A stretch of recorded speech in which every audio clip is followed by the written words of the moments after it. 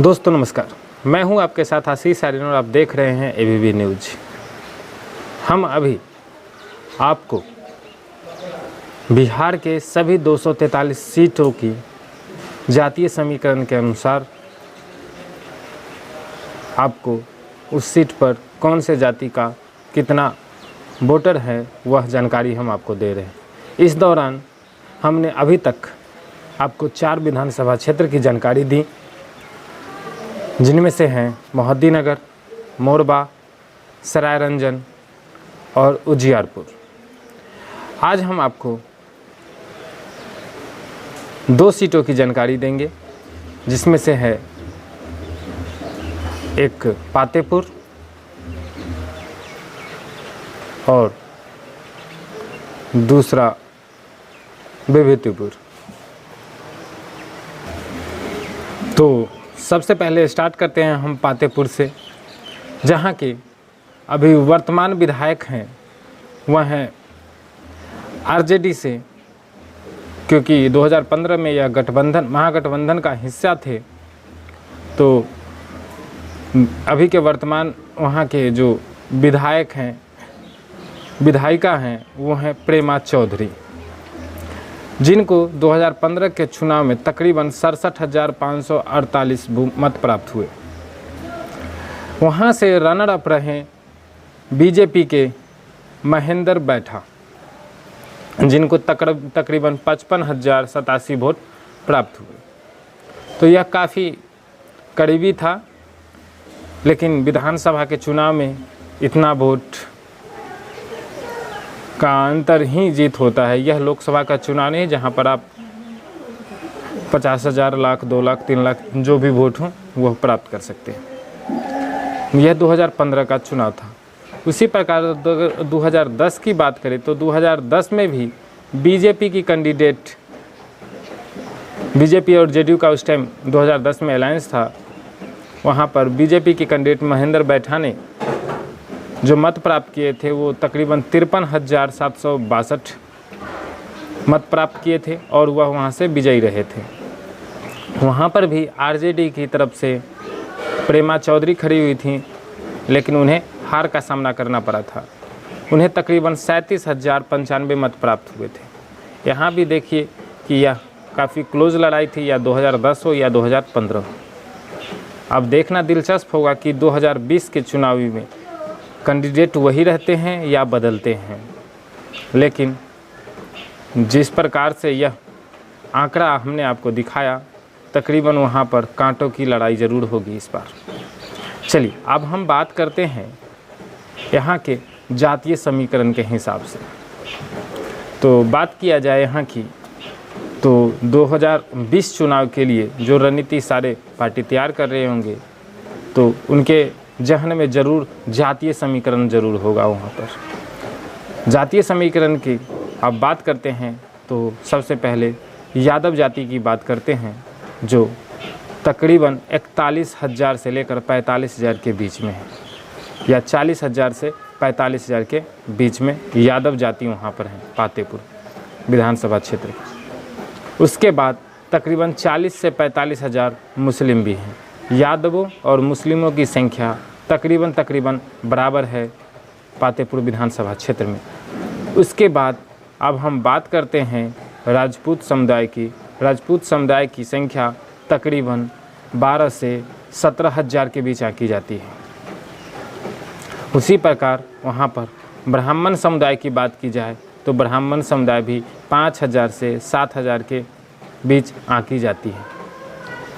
फिर बात की जाए वहाँ पर भूमिहार समुदाय की, तो भूमिहार समुदाय 11,000 से लेकर 15,000 के बीच में आंकी जाती है। फिर वहाँ पर बात की जाए कोयरी समाज की, तो कोयरी समाज तकरीबन 2,000 से 4,000 के बीच में आंकी जाती है। फिर बात की जाए वहाँ पर कुर्मी समाज की, तो वहाँ पर कुर्मी समाज 12,000 से 15,000 के बीच आंकी जाती है। अब बात करें वहाँ पर रविदास, जिसको हम चमार जाति के नाम से ही ज़्यादा जानते हैं, आप लोग जानते हैं चमार जाति के नाम से, यानी कि रविदास, जिनका वोट बैंक तकरीबन 14,000 से लेकर 17,000 के बीच आंकी जाती है। अब लास्ट में अगर बात की जाए तो पासवान जाति की बात की जाए तो पासवान जाति की वोट तकरीबन 22,000 से 27,000 के बीच आंकी जाती है। यह मैंने आंकड़ा आपको जातिगत से दे दिया। अब गठबंधन और महागठबंधन में अगर दलों को मिला दिया जाए तो आप वोट में खुद समझ सकते हैं यह विधानसभा क्षेत्र किसके लिए कितना महत्वपूर्ण है।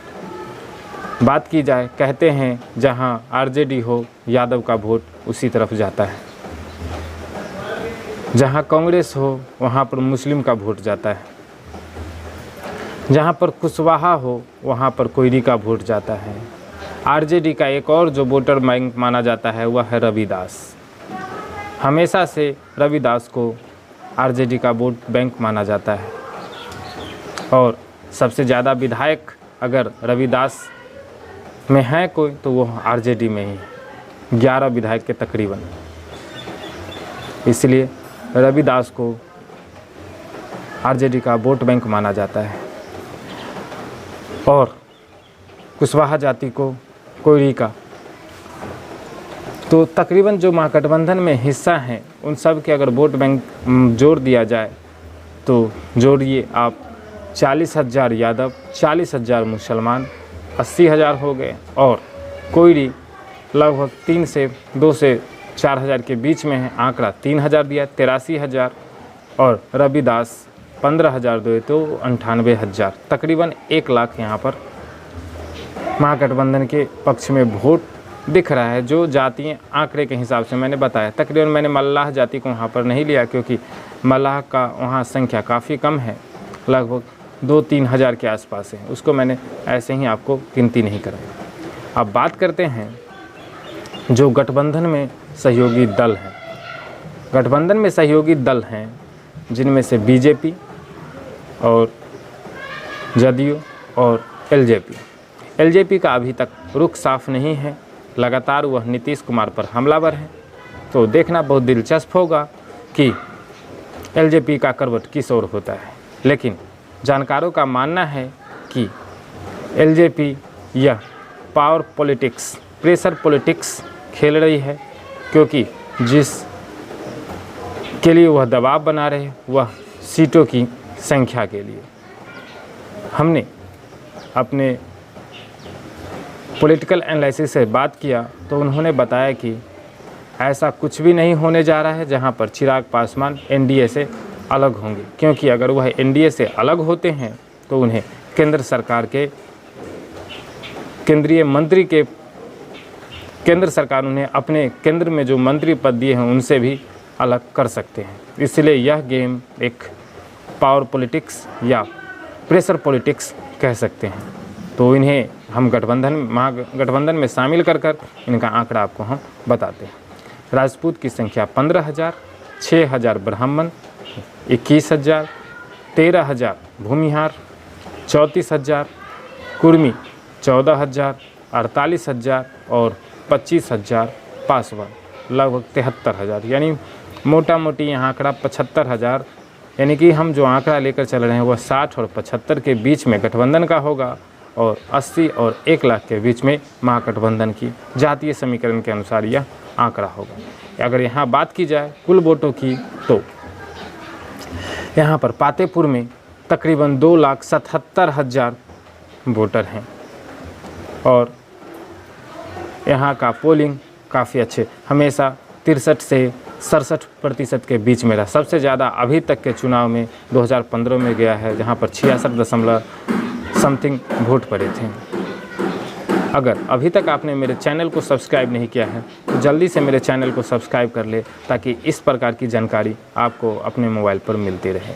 और जो दोस्त इस वीडियो को मोहद्दीनगर, सरायरंजन, मोरबा और उजियारपुर के दोस्त हैं, अगर इस वीडियो को देख रहे हैं, अगर उन्होंने अपने क्षेत्र का वीडियो अगर मिस कर दिया है तो जो ऊपर आई बटन का चिन्ह दिख रहा है उस पर क्लिक करें। उस पर सभी विधानसभा का जो मैंने नाम गिनती कराया उन सभी विधानसभा का आपको वीडियो मिल जाएगा। वहाँ पर क्लिक करके उस वीडियो को आप देख सकते हैं और ज़्यादा से ज़्यादा लोगों तक शेयर करें ताकि यह जानकारी आपके दोस्तों तक, परिजनों तक भी पहुँच सके। एक और बात, अभी तक उजियारपुर लोकसभा क्षेत्र के मैंने 5 सीट पर आपको यह जातीय समीकरण आंकड़ा दे दिया है। आज शाम को ही, या यूँ कहें तो हम 7 बजे के करीब शाम को दूसरा वीडियो उजियारपुर लोकसभा क्षेत्र का विभूतिपुर का जातीय समीकरण के अनुसार यह आंकड़ा हम आपको दे देंगे। तो हमारे साथ बने रहने के लिए धन्यवाद। मिलते हैं शाम के 7 बजे अगले वीडियो में। तब तक के लिए जय हिंद।